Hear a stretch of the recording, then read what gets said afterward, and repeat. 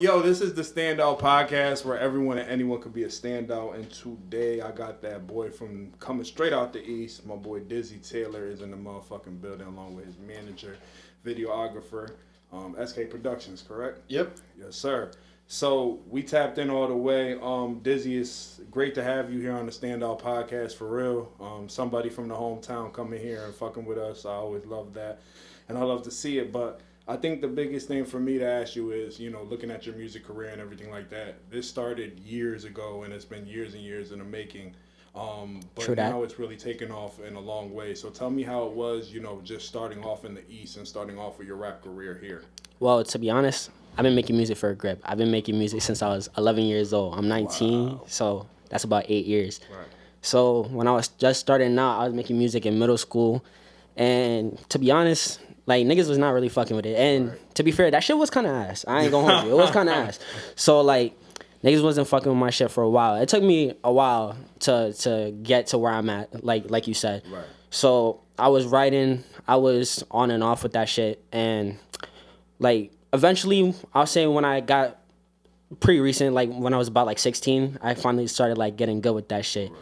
And I still had a problem with like being consistent with it. Right. So, fast forward a little bit more, I'm about 18 years old, and my boy over here, SK, he's like, bro, like, you gotta lock the fuck in type shit. Right. And he kind of gave me like a talk, like, bro, if this is what you want, you gotta go for that shit. 100%. So, like, after that, I kind of been very consistent with my shit. I've been trying to drop like once a month, every other month type shit, and now we here. Yeah. It's funny to hear you say that you're of that age and you're already talking about consistency. Because I know at that age when I started to rap, it was just whenever I got fucking money to get into the studio. No, facts. You know what I'm saying? So to me, what does consistency look like that at that age? And what do you feel like you guys, both of you, I could ask both of you this question. What have you learned from hip hop in your earlier stages? Because hip hop is a learning process more than anything. Okay. So about consistency and what it looks like, I'm gonna answer that first.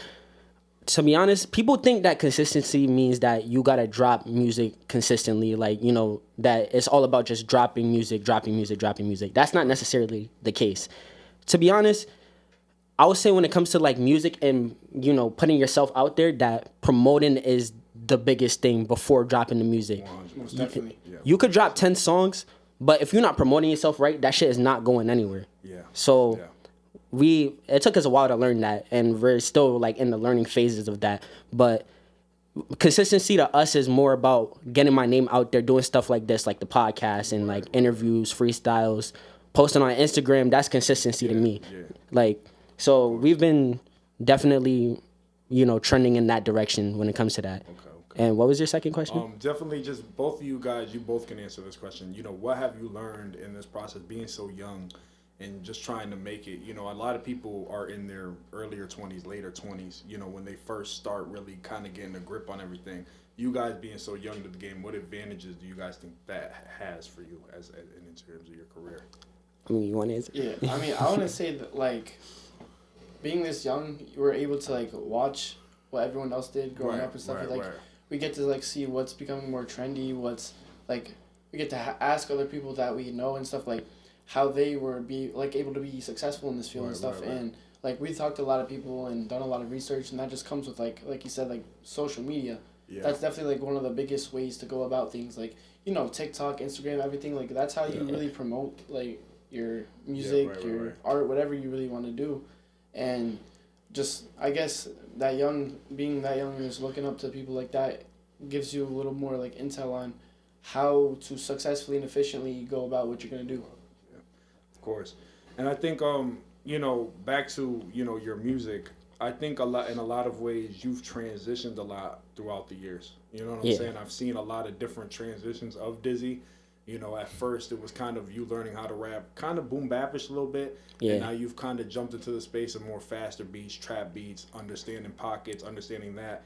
Obviously that comes from what he said, learning about, different influences, things like that. But how have you been able to like push your pen and kind of learn different things as you went? Honestly, I think the biggest thing was that I had to figure out who I was as an artist and as a rapper and figure out my own sound. Yeah. And what comes with that is you gotta definitely listen to your favorite rappers and kind of like pick and choose what you love from them and what you don't love from them. Right. And I could say like happily that like I've kind of found my stride in what I've wanted to do. Like, I think I have my sound now. I kind of have my own style. And on top of that, it resonates to the sound that's going on in Hartford. Like, you know what I'm saying? Right. So I could say that, that's me. Right. Of course. And, obviously doing what you guys have been doing and trying to push the culture, trying to be consistent, trying to be everything. What's something in terms of pushing that and doing that have you learned as just a group and trying to, figure things out, how to schedule things, how to move things around? I know in hip hop sometimes it gets hard with now I gotta go to this performance. Now I gotta do this podcast. Now I have to make this studio session. So how have you guys come together in ordinance to drop those things and keep those things consistency as you're dropping them? Like how to place it?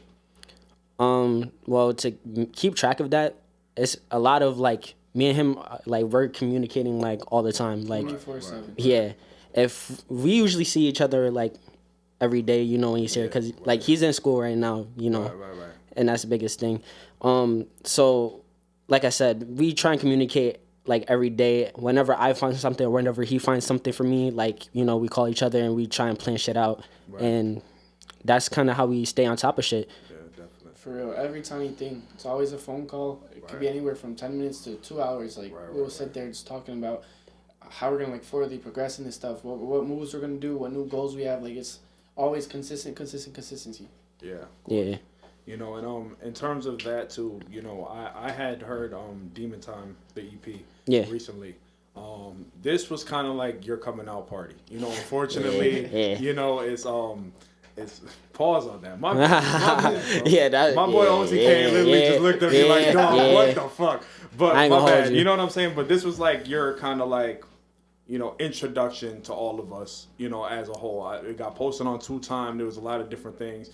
This is where, I've heard of the name before. I'm from the East, obviously. I heard of it. Yeah. But this was more or less like where I went to go tap in and try to listen and stuff like that. So tell me where you guys were as a group and just you creatively in that time making that EP and knowing this has got to be the one we got to push and try to make this, to where it's kind of like broadband, Okay, so a little bit before Demon Season, came into play, I was actually living in Springfield for a little bit. I moved to Springfield out there for a little bit, and I wasn't fucking with it, if you want to be honest. No shade, but that shit was just not for me. So I came back to the East, right? Came back to the East, and I knew that I wanted to start making music that was like, instead of relating to the people, I wanted to relate to myself. I wanted to tell my story. Right. And I wanted to do it in a way that was like I said, in that Hartford type of sound, because that sound is coming up. Like that's what we do right now. Like, you know what I'm saying? So I kind of just slowly started writing, and I was just thinking about my life and my experiences and my mindset. That was the biggest thing about it, is like I wanted people to understand my mindset. Yeah. How like it's business before pleasure type shit. You know what I'm saying? For real. Yeah, and in terms of a lot of things, when I talk to rappers, they talk a lot when they're locking in for an album and things like that. In terms of mindset, being that young, we're so eager to just be outside partying. Yeah. Sometimes it's lackluster. Sometimes we got college, we got homework. How hard is it sometimes to sit in that studio and just be like, okay, I'm gonna write a verse today. Like, this is gonna be the day I write a verse. Tomorrow's gonna be the day I write a verse, and then it's a week, and it's like, fuck, I've had this beat for a week now. And then it starts so tell me a little bit about that. Well, for me, when it comes to writing, it's very random, but I'll never really say that it's hard for me to write. Like, if I want to sit down and lock in, I could write. And when I sit down and try and write a song in one session, I could do it. I've done it before. Actually, some of my biggest songs were one-time session. Like, for example, Natty Anthem, I wrote that in half an hour. Yeah, okay. Yeah. Okay. So I never had a problem with writing. And when it comes to the studio, I'm not one of these people that would go in there and fuck around with my time. Time is money. Yeah, of course. I come in with my shit ready, written, and you could ask any engineer that I've been to that it takes me about 15 minutes to record the song. I don't play around. Yes, okay. I like that. So, speaking of Natty Anthem, you got 1:20 a.m. in the East. Yeah. You got that song. Those 2 songs are the ones that seem to have streamed well. They seem to have really done well. You got visuals for both of them. For sure. Tell me, did you think after doing those songs, did you know those were going to kind of blow up in some side of way, or did you kind of just think, these are regular, songs, these might not do that, or did you guys know right away in the studio, like, oh, no, these are the ones? All right, so for Natty Anthem, Right. I recorded the song, and I sent it to him, because at the time, like I said, he's in school for film. Right. So he was in New York. And I sent it to him. I'm like, yo, bro, I just wrote this shit. I think it's a fucking banger. Right. Like, yo, listen to this shit. He's like, I'm going to listen to this shit in the car. Like I said, he was busy. So probably like a couple of days later, he hit me like, bro, this is the one, bro. Like, like straight up. Right. You get that feeling inside. Yeah, of course. Hey, I low-key knew too. Like, you know what I'm saying? Yeah. I was being cocky about it. I was like, yeah, bro, this is the one. Right. For 1:20 a.m. in the East, that was the first ever song I recorded at my, I got like a little home studio setup right now. Right. And my brother, I was like teaching him how to engineer at the same time. Right. My brother AZ got bands. So I recorded it, and he's like, yo, bro, you need to drop this shit right now. Like right now. And I was like, yo, chill, we gotta wait a little bit. Like we gotta have a plan. Yeah. I wasn't even planning to do a video for it, but he had, I forgot why, but he had came down around that time that I dropped it, or like getting ready to drop it. It was like a weird break or something in school, something like that. Yeah. So he came down and he was like, yo, bro, I'm here. Like, let's make a music video. And I'm like, fuck it. I got 1:20 a.m. in the East. I didn't drop it yet, but let's do it. Right, let's do it. And then we made it come together. That was like very last minute. It was very different from like the experience with Natty Anthem's video. We kind of planned that out for like a week. Yeah, I was gonna say, it's funny because 1:20 a.m. in the East is the one with the most views, right? Yeah. But that one just seems like it was actually more planned than the other. Yeah, no, for sure. And you know what I'm saying? And that watching those two, credit to the videographer. Yeah. You get cuts of East Hartford that I've never seen before. Yeah. So I was looking at this and I'm like, I've been to East Hartford. I've tried to get cuts around fucking Rensselaer. I've tried to get cuts around different things as a music edit, as a videographer, different type of things. And it just doesn't seem to work. With that video, the visuals are just so potent to the point where you're like, damn, he's really showcasing this shit. He's really letting us know. So, obviously there was no treatment written probably for that, right? Yeah. There was nothing really written. So talk to me as the videographer, and then you could maybe harp in as, what the fuck do you do when somebody just says, yeah, bring your camera and we're just going to figure this shit out? Bro, I mean, I'm a big location person, so it's I try to talk to the person as much as I can about give me a location, give me a little bit of detail, what you see in your mind, because that's why I like film. Anything I see in my mind, I make it. So that's kind of what I try to do with him. I'll tell him bro, tell me what you want. I will put it on the video. It's simple. And with that, you just gotta start thinking about what type of song you're making, what type of theme, what type of feeling it gives you, and then try to associate some locations there. I do a lot of traveling and stuff around for a lot of video stuff as well, so I can recommend certain aesthetically pleasing places and with nice graffiti or something like that. They'll give it the little spark it needs. But also doing film at school, I'm able to when I'm making my films and my movies and whatever, I gotta try and transform settings to make them look like certain things. From one of my first short films I've ever made, I turned a classroom into an interrogation room looking setting. Wow. So it's you just gotta be able to try to think off your feet and improvise with stuff like that. Okay. And with that being said, everything the angles and stuff, it's just moving around. We'll shoot maybe 6 different times with different angles, different movements. Move to another location, do that. Blah blah blah. Keep doing that, and then just throw them all together and make the video. Really. Don't forget, a big thing with us too is that makeshift lighting. A lot of places will be dimly lit, and we will be making lights. For example, 1:20 a.m. in the East, man. Bro, there was this one spot we went. It was dark as fuck. Yeah, it was all the graffitis, that ending part. Really. Right. And that's what I was gonna say. Your videos, when it hit 2 Time, that was the most interesting thing to me because it was East Hartford, but the cuts were so different. The lighting was so different. The way everything was shot was so different. And it was a lot of performance shots of you, but just the way it kind of it would be you and then it would be the group. It would be you and then it would be the group. It was almost like doing this effect with my eyes where I was like, what the fuck is going on? Yeah. You know what I'm saying? I told him straight up with that video, I said, I don't want a standstill moment in this fucking video. I want this Right. shit all Everyone over the going place. crazy. Yeah. Right. That's what he told me. He was like, and the big thing with me was like, with that video, I said, I want a lot of tilts. Like, I want you to just like keep that camera moving, bro. Like, Got you. Right. yeah. Yes, sir. Yes, sir. You know, a lot of people ask me too. Before I did this interview, I always do research on my boy. He was like, I wonder if, you know, the era he grew up in, if his name is Dizzy Taylor because of Dizzy Wright from Volume. I don't know if that's true. Maybe you can tell me the backstory of that. Oh, you know, it's crazy. We was talking about this the other day Yeah, because we I were. finally told him the full story. All right, so Dizzy is kind of just like, you know, something from like when I was younger. Like I was like small and like I was small and I'm some bullshit. no, for real. Listen. Hear me out.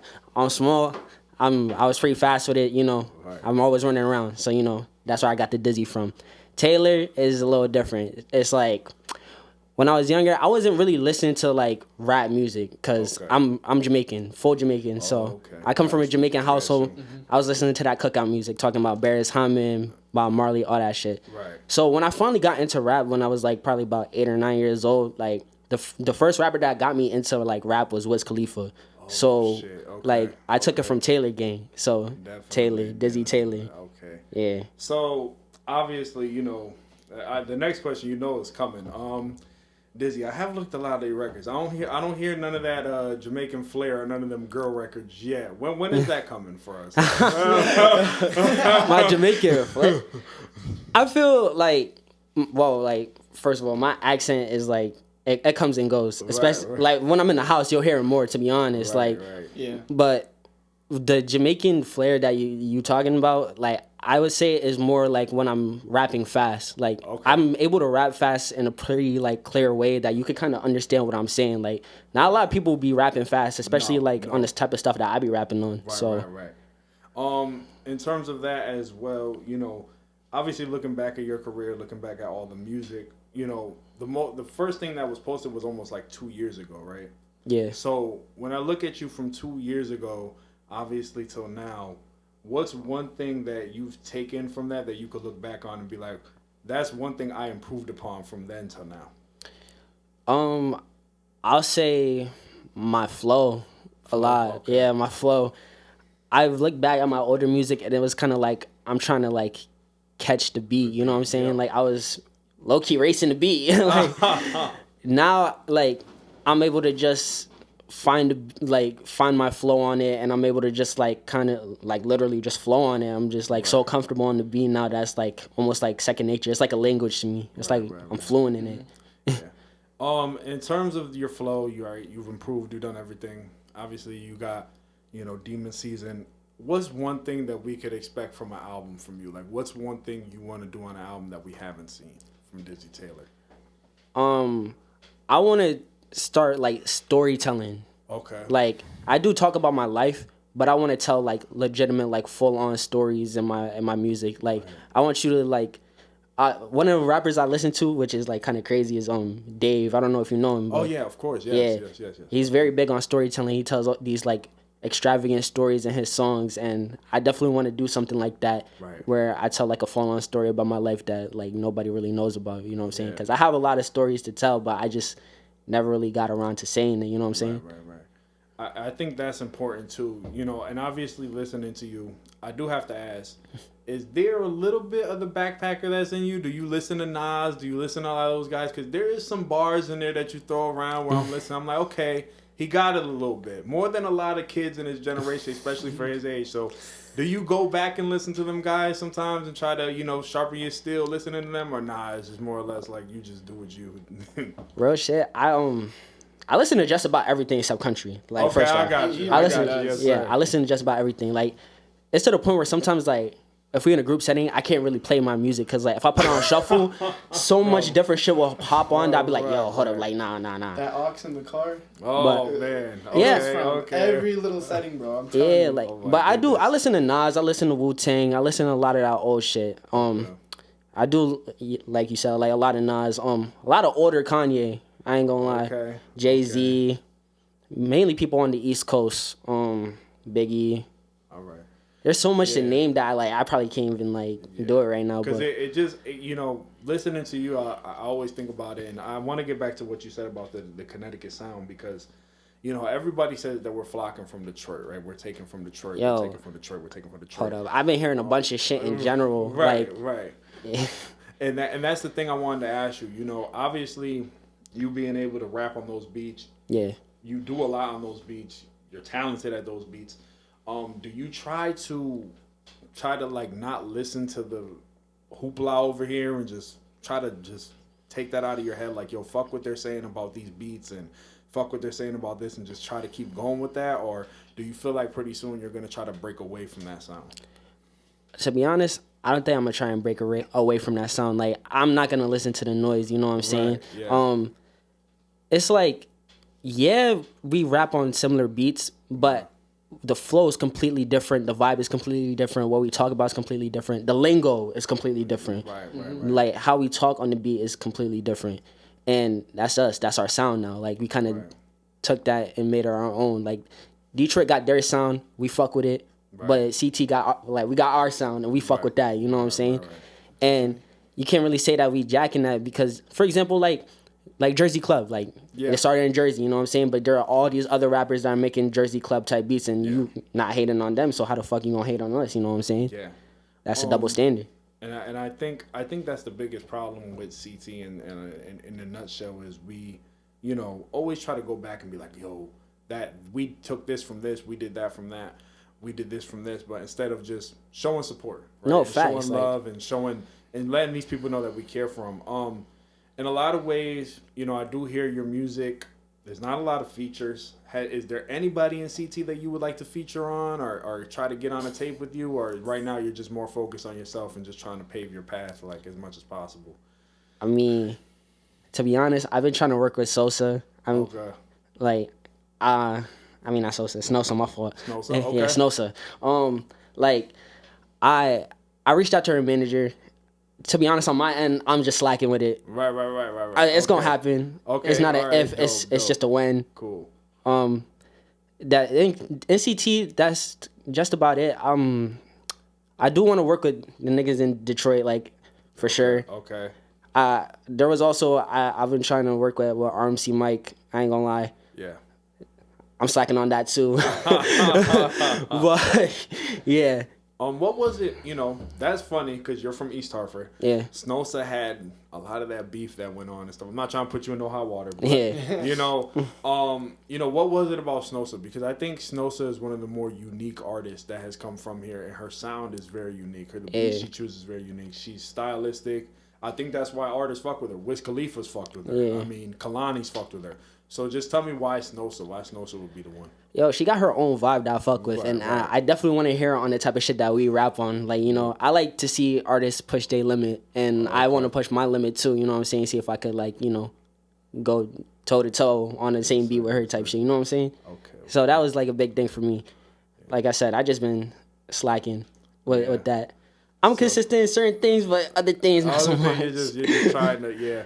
But just tell me, obviously at this age, like you said, you're slacking in certain things. What's one thing that you want to cure, in terms of slacking with this shit? Because I know a lot of times it does get hard, like I said before. But what's one thing that you could say in yourself, I can't slack on this year?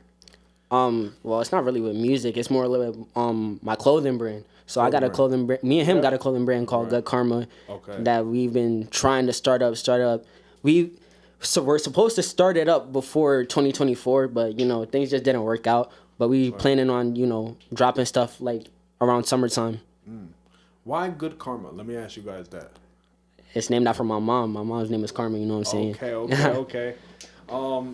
So obviously getting into clothes and stuff. Are you guys planning to a lot of times I think it's dope when artists in CT they take their clothes and they match it with the art. Is there anything you guys want to do in terms of your music? In terms of your music with the clothes and stuff like that, or no? You're just trying to drop it as. You're just trying not necessarily. I wanted so that the biggest thing for me was I wanted to make something that's stylish enough to go outside the house, but calm enough that you could wear inside the house. Because I'm very big on sweatsuits. I love wearing sweatsuits. He kind of gets on me about it wearing sweatsuits. I'm not gonna lie. I like being comfortable. You know what I'm saying? Yeah, I mean, you got to be as a rapper. Yeah. You know what I'm saying? Rappers do a lot nowadays. I love y'all and all that designer, but I've always been a fat fuck. So none of that shit has fit me ever in my life. And honestly, when I see that $2,000 price tag, my blood pressure rises. Oh no, for sure. That shit like, oh shit. You know what I'm saying? I went into Neiman Marcus one time and picked one of them suits up. I dropped that shit right back down. I was like, no, thank you. I'm gonna walk right the fuck back out. I'm gonna go to Burlington. Fuck this. I'm gonna go where I'm wanted. You know what I'm saying? Like, Jesus Christ. But if there's a few more questions I gotta ask you. Of course. Obviously, being from the East, we do get. I was talking to Trax Lou about this. We do get that stigma of like we're not really like talented enough here to compete with Hartford and like other people. Like, you know what I'm saying? Yeah. And so talk to me like. Have you had to deal with that fight yet? Like, about, like, yo, nah, I'm here, motherfucker. Like, you hear me. Like, you know what I'm saying? Yo, to be honest, nah. Like, it's more like I have to fight just from being from a Connecticut standpoint. It's not even like East Hartford. Like, if you want me to be honest, when I tell people I'm from the East, especially from, like, outside of Connecticut, they just assume I'm from, like, Hartford. And that, like... East Hartford isn't its own thing. Like, it's just the east side of Hartford. And it's like, that's not the case, bro. It's this whole different jurisdiction. Like, the fuck? Oh, my God. It gets to a point where sometimes, like, I don't even be correcting people because it's like, fuck it, whatever. You gonna hear the music anyways. Like, of course. Yeah, I never really had a problem with that. That's a good thing. Cause I know I'd have been to a few of them open mics. I'm like, I'm from the East. And they're like, yeah, shut the fuck up. I'm like, all right, cool then. Like, you know what I'm saying? Like, I get y'all. Peace. Love y'all. Damn. Yeah. You know what I'm saying? But in terms of everything, you've hit a few stages. Yeah. You've performed a few times. Yeah. Tell me how that is in CT and what that's been like, the performing aspect for you. Because when I first got started in CT, it's a lot of blank faces in that crowd. Yeah. To be honest. So tell me how that's been and how you've been working on that, surely but surely. Like, when it comes to performing in CT, it's like almost... They think that, like, just because you're from CT that, like, you're touchable, you know what I'm saying? Right, so, like, they don't really, like, fuck with you at first until they really hear the music, and if it's fire, then they start fucking with you. Right. It's hard to draw their attention, so it takes a little bit. Yes. But it's definitely, for me, personally, it's easier to do out-of-state shit than in-state. Yeah. Like, I performed in Rhode Island. I opened up for Jay Critch, actually, and that shit was wild. Like, the amount of love that I got, the amount of... Bro, the time by the time I got off stage, like the amount of people that were like basically like in line trying to get my Instagram was like fucking insane. Okay.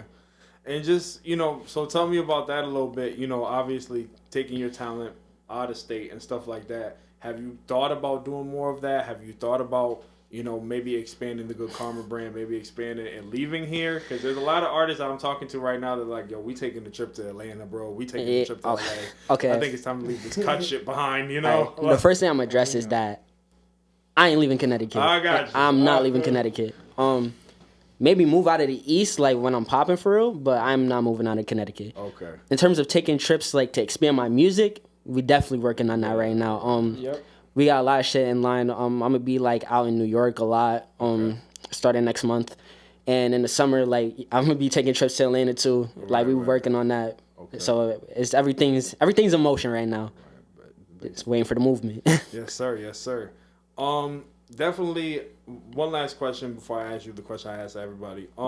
As Dizzy Taylor, you know what I'm saying. As everything going on, what's one thing you have him by your side? You have a big team of people from what I saw that really support you. Yeah.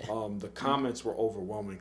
And I thank you guys for that. His fan base is fucking crazy. You guys are rabid. You guys were in my DM damn near threatening me. You know what I'm saying? So just tell me about your fan base and just everybody that you have behind you and supporting you and just trying to push your music as far as possible. What can you tell me about the love and how that feels? I mean, first of all, I love my fan base. They're a big reason why I keep going too with it. You know what I'm saying? Like it helps a lot because, being a smaller artist, it's hard to have to build that in the first place. And it took us so long to get there. And I feel like I earned their respect over time with the way that I grind and the way that my mindset is and how I'm showing consistency now. Right. You know what I'm saying? So they peep the movement, and it's like, if I'm out here doing what I'm saying I'm doing, then they're gonna support me no matter what. Yes, sir. Yes, sir. Yeah.